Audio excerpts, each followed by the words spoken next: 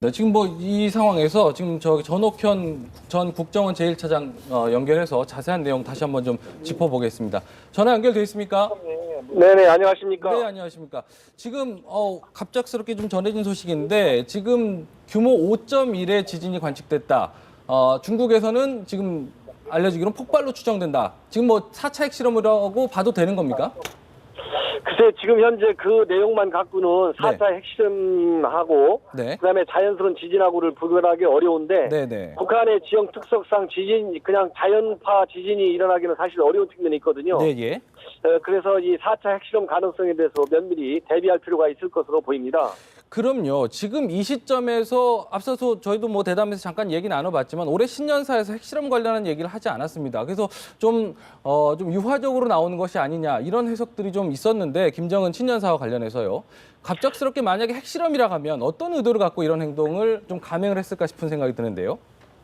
이제 북한 체제의 특성상 네. 신년사에서 언급하지 않았다고 해서 그러한 정책과 그런 이 군사 도발을 자제하겠다는 의도로 그렇게 단순하게 읽는 것은 굉장히 순진한 그 생각입니다. 예. 오히려 핵실험이라고 하는 용어를 써서 신년사에 밝힘으로써 예. 국제사회의 북한에 대한 어떤 제재 압박 분위기만 만드는 그런 역효과가 날 우려가 있거든요. 예. 그래서 일종의 핵실험 같은 것을 언급하지 않음으로써 직접적으로 언급함으로써 국제사회가 마음을 놓을 수 있도록 그렇게 허점을 공격하는 그런 그 전략일 수도 있고요. 예. 그다음에는 핵실험이라는 용어를 신년사에서 직접 쓰지는 않았지만은 네네. 오히려 다양한 군사 타격 수단을 개발하는 것을 굉장히 가속화시키겠다 이렇게 얘기했거든요. 네네. 그럼 거기서 이제 군사적 타격 수단을 다양화하고 발전의 이 가속화를 기획했다. 네. 이 얘기는 핵무기 고도화 작업을 더욱 가속화시키겠다. 그래서 핵무기의 고도화, 즉 소량화 사업하고 네. 그다음에 핵무기 종류를 다양화시키는, 즉 얼마 전에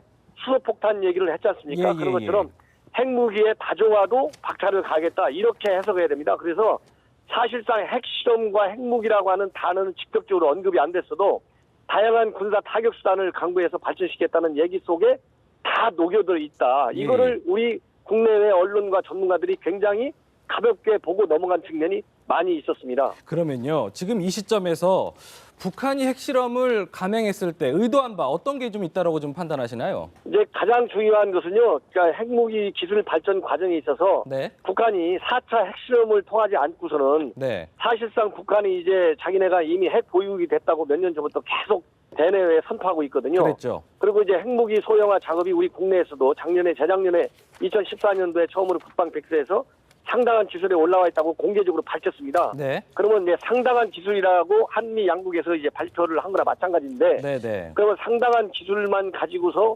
북한이 핵무기 국가로 완성됐다 이렇게 보기는 어렵거든요. 네. 그러면 이제 4차 핵실험을 통해서 네. 실제로 미사일에 핵무기를 탑재해서 실제로 핵폭탄 공격을 가할 수 있는 이런 핵 고도화 작업이 완성됐다는 걸 보여주려면 네. 미니멈 최소한도 한 번의 추가 핵실험은 반드시 필요하다. 네. 그거를 통해서 이제 객관적으로 그런 데이터를 통해서 이 군사 전문가들로부터 북한이 이제 핵무기 소형화를 완성시켰구나. 정말로 핵 무장 국가가 되었구나. 이렇게 공인을 받아야 됩니다. 그렇기 때문에 네. 추가적인 핵실험은 최소한도 한 번은 반드시 필요하다. 저는 그렇게 봤습니다. 그렇군요. 지금 북한이요, 제3차 핵실험을 실시했던 게 지난 2013년 2월인데요.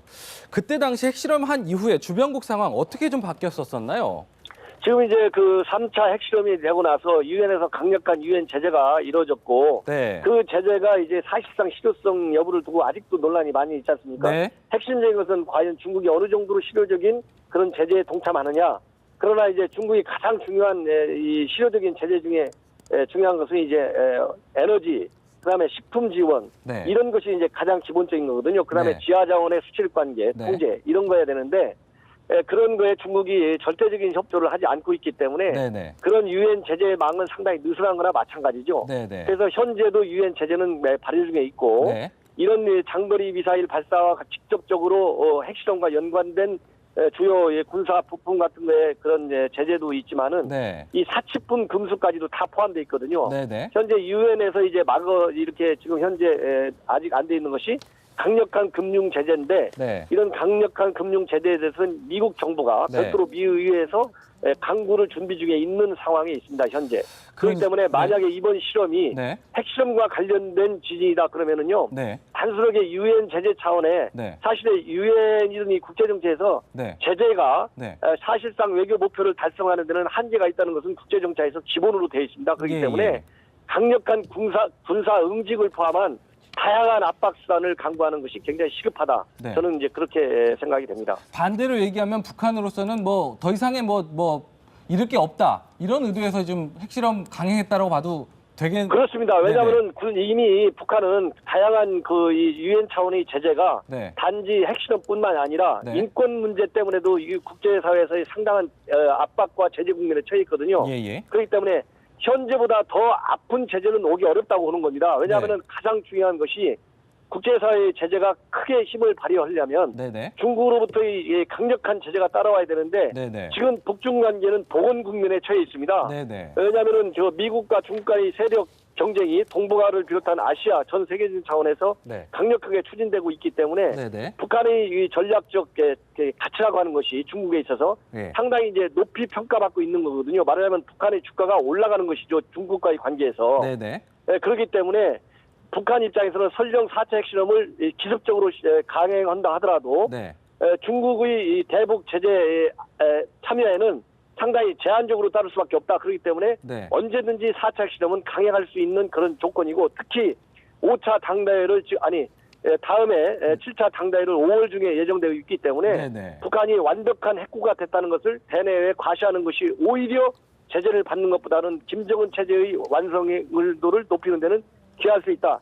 이런 정치 외교적 계산이 따를 수가 있습니다. 그러면요 지금 뭐 여러 그 관계국들이 지금 굉장히 예의주시하고 긴장하면서 이 상황을 좀 지켜볼 텐데요. 특히 이제 네. 미국의 반응이 좀 궁금합니다. 오바마가 올해 재선의 마지막 해지 않습니까? 근데 뭐 이란 핵 문제 같은 경우는 좀 해결을 한 상황인데 참 북한 핵 문제만큼은 좀 해결하지 못하고 또 이렇게 끝나는 게 아닌가 이런 생각도 들어요. 미국의 반응은 어떻게 나올까요? 미국의 반응은 현재 기존의 전략적 인내라고 하는 네. 그런 정책의 일관성을 유지할 것이고 네네. 당장 유엔을 통한 대북 압박 제재를 강력히 추구할 것입니다. 네, 예. 그렇다고 해서 이 이란 핵 문제 타결같이 네. 미국 간의 어떤 비밀 핵 협상이라든가 아니면 공개적인 육자회담 채널을 통한 미국 간의 협상은 이루어지기 굉장히 어렵다. 특히 임기 말을 앞두고 오바마 입장으로서는 현재와 같은 외교 지적을 관리하는 데 신경을 쓰지 네. 새로운 외교적인 모험과 도전에 나설 가능성은 굉장히 희박합니다. 특히 북한과의 관계에 있어서 네. 그렇기 때문에 전략적 인내 정책을 기본으로 하면서 유엔을 동원한 국제사회의 제재에 앞장서고 다만 미국 의회를 중심으로 해서 행정부에 대한 압박 수위는 높아질 것이고 미국 의회에서 금융 제재를 비롯한 세컨더리 제재라고 하는 즉 북한과 모든 경제 관계를 하고 있는 그런 기업들이 미국과의 어떤 그 무역 교류는 하지 못하도록 하는 세컨더리 보이콧 압박을 강화하는 그런 그 간접적인 제재 방법을 택할 수밖에 없다. 그것이 지금 현재 처해 있는 미국의 외교적 한계입니다. 아, 그렇군요. 그럼 네. 이제 좀 우리나라도 지금 상황을 좀 계속해서 예의주시하고 있는 상황인데 뭐 외교부고 통일부고 지금 각 그 관계기관에서 지금 예의주시하고 있는 상황, 국정원도 지금 상황을 파악하고 있다고 하고요. 근데 박근혜 대통령이요, 새해 1월 1일 날 동작동 현충원 방문하면서 평화통일 이루는 2016년 이렇게 얘기를 했습니다. 만약에 지금 상황도 지금 계속 인공지진으로 추정된다라고 얘기는 하고 있지만 아직 뭐 단정할 수는 없는 상황이긴 하지만요. 핵실험으로 밝혀진다면 남북관계 전망 어떻게 예상하시나요? 이 핵실험으로 만약에 밝혀진다면 현재 우리 정부의 기본 대북 정책은 대화와 압박이라고 하는 투트랙 전략으로 일관하고 있습니다. 네. 이 대화 압박이라는 투트랙 전략을 과감하게 버려야 된다. 네. 완벽한 압박 체제로 돌아서지 않으면은 평화 통일의 여건은 그만두고 남북 교류 여건조차도 붕괴되는 거나 마찬가지입니다. 그렇기 네네. 때문에 더 이상 북한에 대한 환상을 버려야 된다. 네. 남북 관계의 현실과 국제 정치는 항상 국가 이익과 국가의 안보와 직결된 핵심 사안입니다. 그렇기 네네. 때문에 이제는 평화 통일이라든가 통일 준비보다는 북한의 핵을 제거하는 그런 강력한 국제적인 압박 수단을 강구하는데 외교력과 남북관계의 초점이 맞춰져야 된다 이런 생각이 듭니다. 네, 알겠습니다. 지금 뭐 계속해서 상황을 좀 지켜봐야 되겠지만요. 지금까지 전옥현 전 국정원 제1차장과 전화 연결 통해서 말씀 들어봤습니다. 말씀 감사합니다.